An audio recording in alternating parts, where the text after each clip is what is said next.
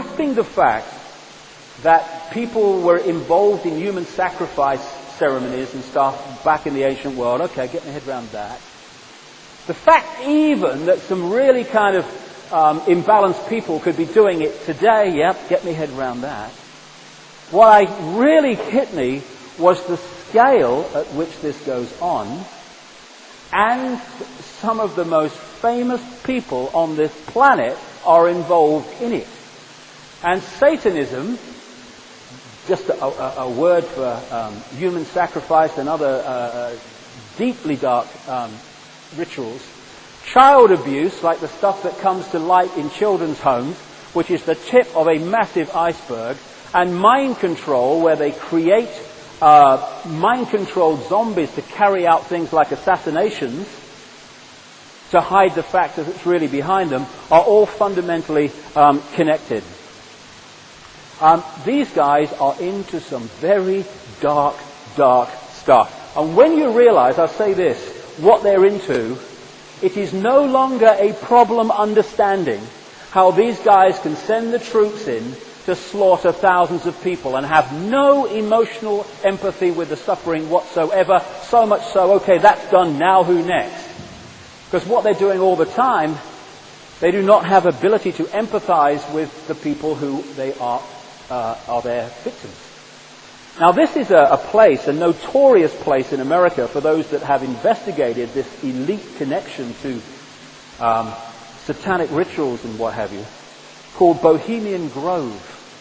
It's 75 miles north of San Francisco, and it's in 2,700 acres of redwood forest.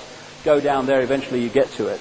And every year in July, the elite of America, we're talking the Kissingers and the Rockefellers and the Bushes, and all these people that control the media and the banking and the transnational corporations, they arrive at Bohemian Grove for a summer camp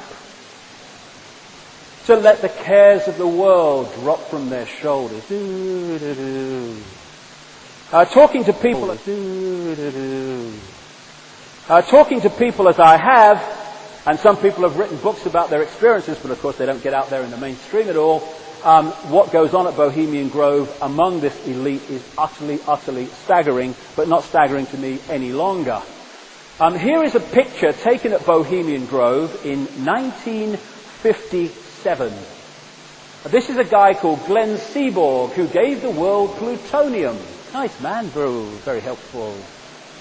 Now, Bohemian Grove, 1957. Ooh! Tricky Dicky! Uncle Ron.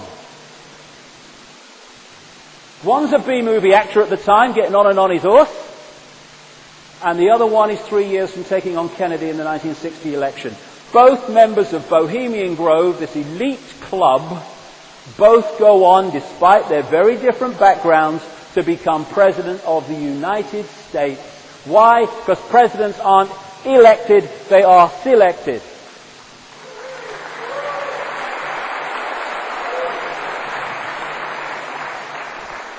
Now this was a picture taken on a long lens by a journalist who got into Bohemian Grove some years ago. It's much clearer on the original. Going through the computer, it kind of clouds it a bit, to say the least. But this is a 40-foot stone frickin' owl. And over here are all the Bohemian Grovers observing this opening ritual. Now the real deal, as the people I've talked to over the years have told me, goes on in smaller groups of elite in the forest during the rest of the week. But this is the opening ritual, called the cremation of care, where they say they're burning their cares away and all that stuff. And over here are all these people in bloody robes carrying out this Babylonian-type ceremony.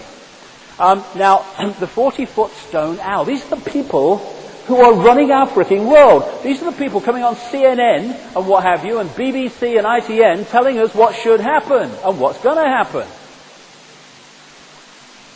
About 2 years ago, there's a talk show host in America called Alex Jones. And what he did, and he got in there with a camera in a bag during this opening ritual. And, of course it's in a bag, the whole film itself is moving around a bit, although it's very good. But the sound is absolutely impeccable.